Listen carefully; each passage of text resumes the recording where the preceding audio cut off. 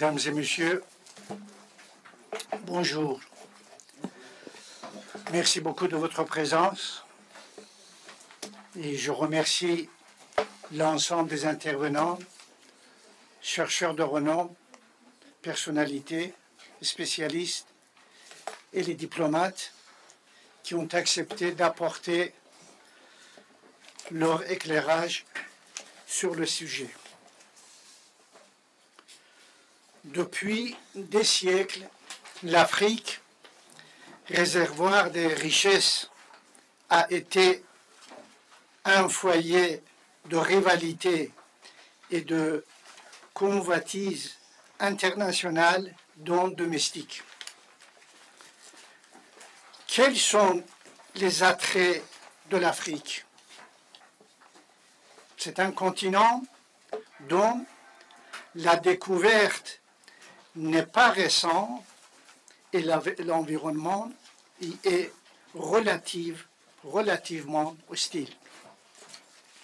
L'Afrique est le second continent le plus vaste de notre planète.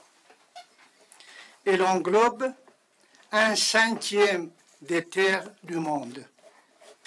Dans l'histoire des civilisations, elle constitue le plus grand continent en rivalité avec l'Asie.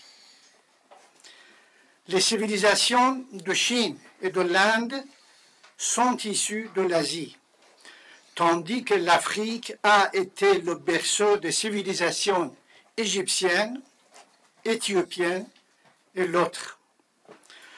Le voisinage de l'Afrique avec l'Asie et l'Europe a été à l'origine de liens anciens entre ces trois continents. L'Afrique s'étend au sud de la Méditerranée et le dos droit de Gibraltar, Jabal Tariq, constitue le fossé naturel qui délimite le sud de l'Europe du nord-ouest de l'Afrique. Le canal de Suez relie l'Afrique à l'Asie et au désert de Sinaï, qui a une place importante dans la littérature religieuse. Avant la construction de ce canal, les lieux continus étaient attachés. 2000 ans se sont écoulés afin que la liaison entre la Méditerranée et la mer Rouge se concrétise et que les deux continents se séparent. Cependant, l'Afrique était restée méconnue jusqu'au début du XIXe siècle. C'est au cours de ce siècle que le colonialisme a réussi à explorer l'ensemble de ce continent. Auparavant, le Nouveau Monde a été découvert en contournant l'Afrique.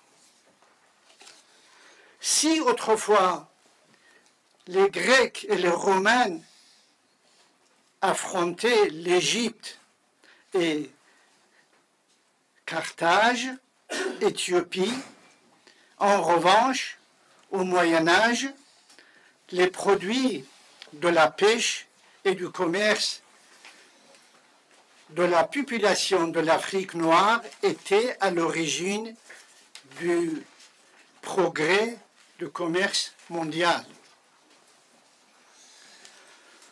La décolonisation a été une des incapacités de la société nationale et plus tard de l'Organisation des Nations Unies, en vue d'établir un système mondial de la souveraineté des peuples. La Société des Nations a limité son rôle en partageant les territoires de l'Empire ottoman en Asie et en Afrique entre les vainqueurs de la guerre.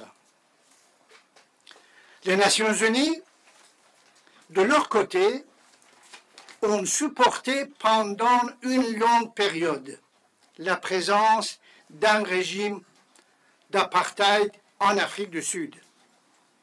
Jusqu'à ce jour, les Nations Unies n'ont pas encore joué un rôle efficace dans la défense des peuples des anciennes colonies. L'origine des crises dans les pays nouvellement indépendants de l'Asie et de l'Afrique devrait être recherchée, entre autres, dans le manque de responsabilité et plus exactement dans l'incapacité de prendre des responsabilités de l'Organisation des Nations Unies. La poursuite de la vie tribale constitue la principale difficulté des autres pays africains.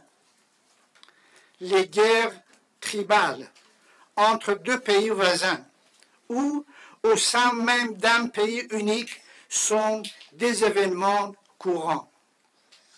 Même après l'indépendance de ces pays, cette situation se poursuit et bénéficie du soutien des puissances étrangères. À cette manifestation de la politique néocoloniale, il convient d'ajouter un autre élément, celui des coups d'État dus à la carence de système social, le soutien des puissances étrangères rivales et la tradition issue de l'héritage des anciens maîtres.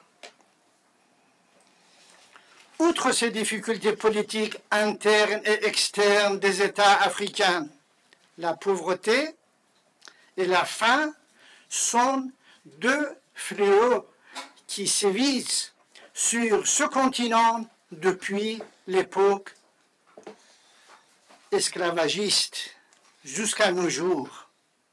Il est à noter que ce sont plutôt les fauteurs de ces fléaux que les défenseurs de ce continent qui en bénéficient. La principale difficulté du monde réside dans le système international, qui le régit et dont la responsabilité officielle relève des Nations Unies. Or, dès le début, cette organisation, compte tenu de ses statuts, n'avait pas eu la possibilité d'être présente dans les domaines politiques, économiques, social et militaire dominants.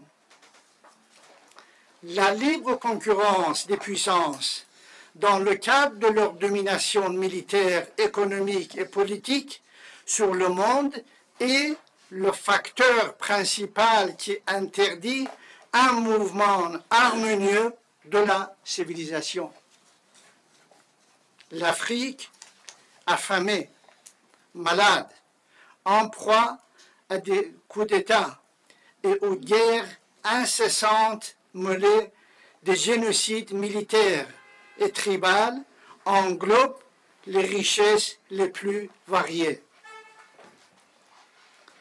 Les insécurités et les conflits permanents dans la plupart des territoires de ce continent puisent leur origine dans la rivalité des puissances étrangères pour mainmise sur ces richesses.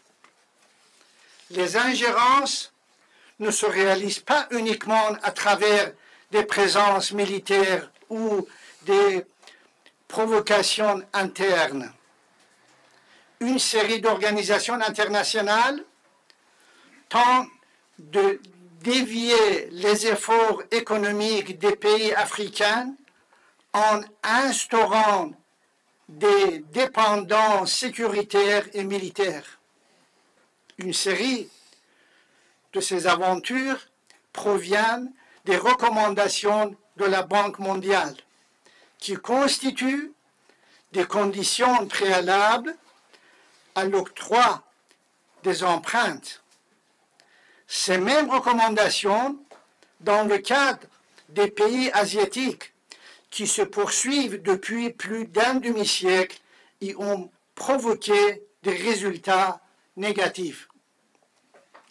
L'Afrique contemporaine se trouve dans une situation où il peut accepter toute rivalité pacifique dans l'investissement et la coopération et collaboration économique.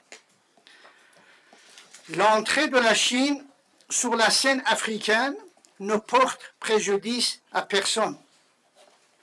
Au contraire, c'est une contribution à la découverte d'un continent qui, pendant plusieurs décennies, a subi des dommages naturels et humains assez conséquents. L'avantage des Chines dans le cadre de la rivalité en Afrique est qu'ils sont étrangers par rapport aux antécédents. Dans la crise financière et économique qui sévit encore dans le monde, les Chinois font partie des sinistres de cette tempête. Par les puissances financières qui dominent le monde. Je vous remercie de votre attention.